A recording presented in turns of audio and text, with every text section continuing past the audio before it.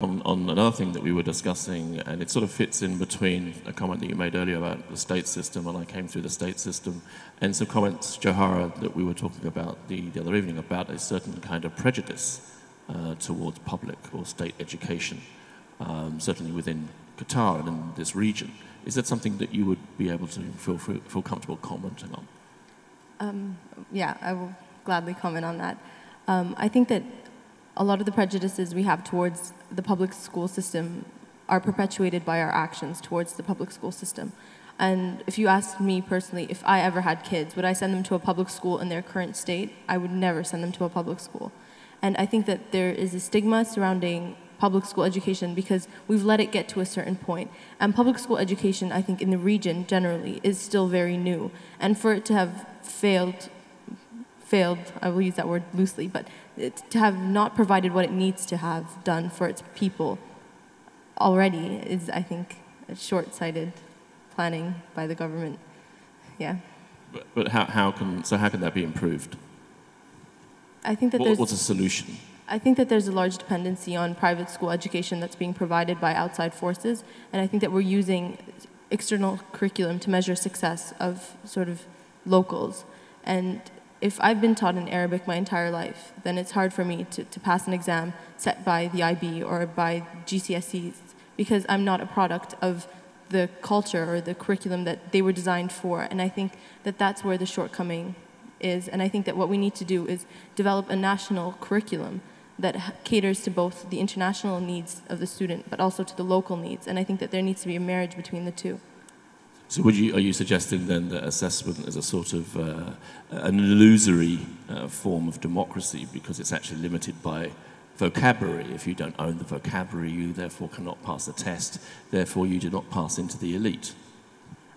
I think that that's one part of it, and I think that the divide that we're having among a lot of students is, should I focus my energy on learning English, and is that what they're going to need in the workplace? Or should I focus my energy on learning Arabic, which is what I'm going to need to be able to interact with my society sufficiently? And I think that what we're finding now is that both the workplace and society are demanding both, and education, the education system isn't being able to provide both sufficiently. And so this globalization of education and the globalization in general, I mean, if I'm correct, I'm hearing that this is having an impact in terms of creating a kind of cultural homogenization where by the fact that you end up spending most of your time speaking English and not your mother tongue and therefore not being able to connect with perhaps elderly relatives and in an oral tradition of Arabic culture, surely that's a major concern, no? Am I wrong? No, I agree with you completely. I think that the fact that this is a region of oral history and where, sitting down and talking to an uncle, a grandparent, is where you're really going to learn the most about where you came from. It's not about reading a book all the time. It's about really interacting with your culture and with your society. And if you don't have the tools to communicate in your language, then you're not going to have the tools to understand the culture that you come from. If you don't understand the culture, you're not going to be able to understand your traditions, and your traditions are rooted in your history. And all of that is associated with language and the sort of education that you're getting. So if you don't have a strong foundation in the Arabic language, then you won't be able to understand the society that you're a part of. And I think it's great to be a global citizen, and obviously I'm not advocating for everyone to look inward and ignore the rest of the world. Globalization is unavoidable, and I think that we have to equip our citizens with the tools to understand that the culture that they come from in order for them to better interact with the world. Because we are not joining the rest of the world as, a global citizen. You're still Qatari, or you're still Arab, or you're still wherever you're from. And I think Arabic is a very interesting language because it's not just a product of, the Middle East or Qatar, but Arabic is what's spoken among the Arabs. And if you lose that connection to the other countries, then what else do we have to hold ourselves together? I think people get confused, assuming that integration means homogenization. I think you can integrate and maintain your own cultural identity. I mean, isn't that why we like traveling? I like traveling to Qatar because it's Qatar. Do you know what I mean? I don't want it to be New York or London. I think it's vital that we maintain that. Professor Zhu, I'm also thinking about cultural identity, and as China looks outward from where it has. I mean, there's been phenomenal growth, as we said earlier, in the manufacturing technologies, but clearly, as that middle class grows, within China. It's going to extend, rather than just taking the designs from Cupertino and turning them into iPads. There's going to be a new renaissance there. Is part of that what you're looking at in terms of your university and creating relevance for your students to look outward as well as inward? Yes, I think in China the economy grew, and now the urgent problem is how to transform the economy from the only manufacture to more creative design and innovations. Okay, this transformation requires many talented young people. China is too big. We cannot hire all those people from all over the world. We need our university also prepare the industry and the economy required very qualified people. Yeah, our experiments and the Chinese government decided to reform the education. The purpose is much requirement of economy transform from manufacture into more innovation and creative or design such a kind of advanced model.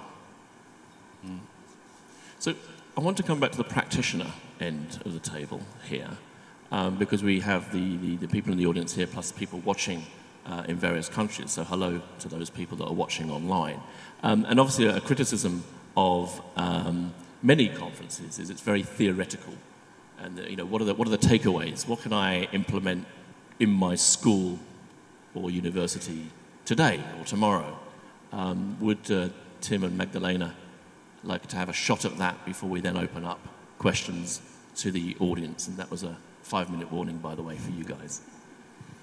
Well, I suppose an awful lot of technology has been talked about, and we have to remain aware of the easily turned digital divide, but those children who do not, like Dan, have access to information as easily.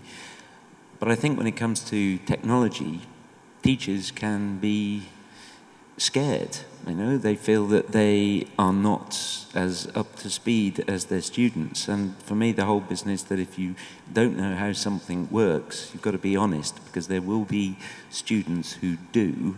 And the element that if we do know, I think we've got to, as teachers, sometimes pretend we don't, because that's when some of the best learning takes place. The whole discussion and interaction and shared learning journey element. Yeah, well, we have to remember that the schools are the training path for life. We must not forget that. And so the school also need to change according to the society. As a teacher in my school, we are lucky. We do have a lot of computers in our school.